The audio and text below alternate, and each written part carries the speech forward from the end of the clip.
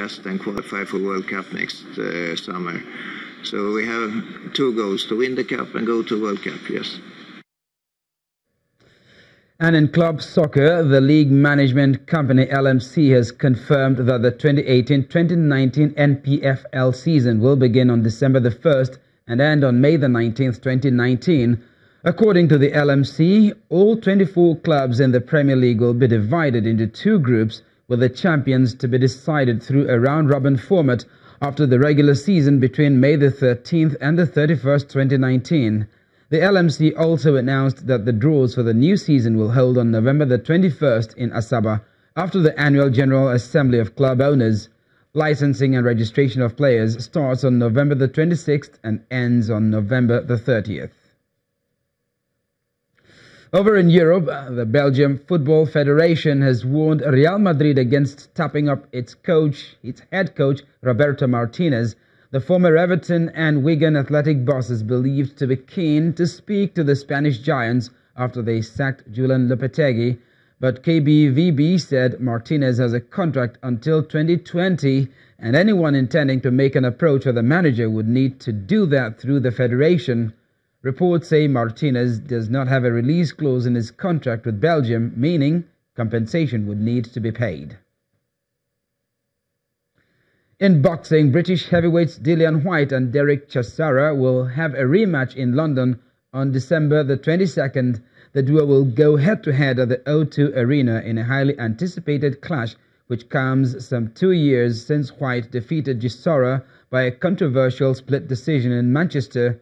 Whyte has since beaten Australian Lucas Brown and also in July overcame New Zealand's former WBO champion Joseph Parker to stake his claim for a world title shot.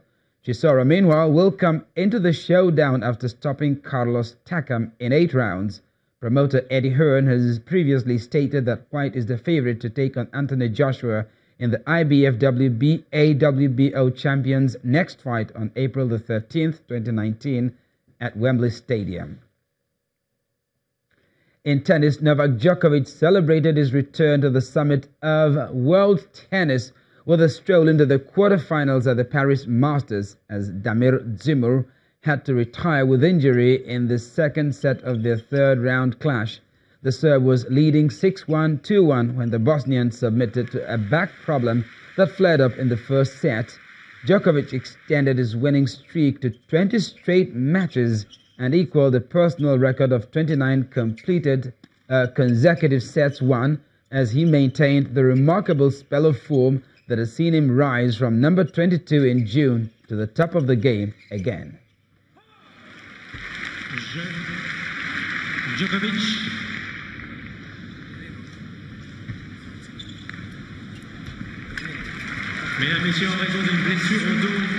But I haven't been really reflecting on that, and I haven't been really focusing on that too much because it's in the middle of the week. So I guess it'll be different when I finish this tournament, and hopefully the year-end, ranking stays the same. So that's the aim, and obviously then I'll be able to reflect on my emotions and share with you more. It's not the end of the season. Rafa obviously struggling with injuries, since the US Open, but the race is still there. Roger is in the race, Rafa is in the race. It depends if he's going to play London. So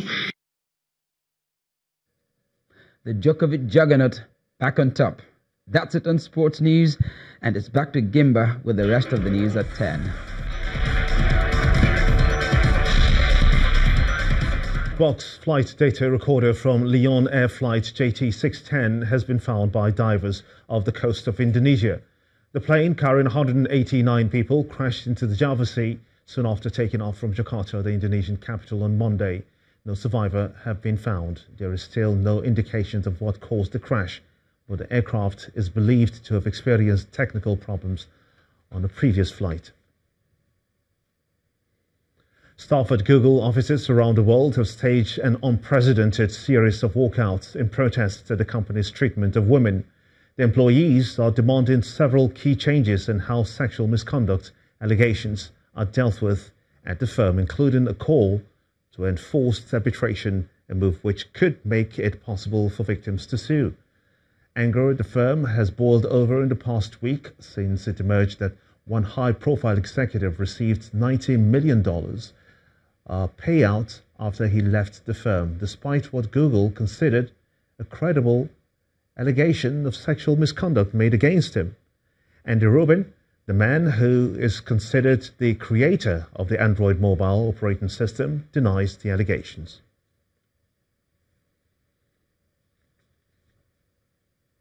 And the main news again. Residents of 5 villages in Kunduga local government area of Borno State today counted their losses following yesterday's attack by suspected Boko Haram terrorists that killed no fewer than 10 persons. The National Emergency Management Agency says that 490 households have been displaced. Also today, the United States government condemned killings resulting from clashes between Nigerian security forces and members of the Islamic Movement of Nigeria in areas surrounding Abuja. And divers today recovered the flight data recorder of the crashed Lyon Air Flight JT610 off the coast of Indonesia. The plane carrying 189 people crashed into the Java Sea soon after takeoff from Jakarta, the Indonesian capital, on Monday. So far, no survivor has been found. And that's how it's been on the news at 10 tonight. I want to thank you so much indeed for watching. On behalf of all of us here, have a splendid night. I'm Gemba Omar. Bye.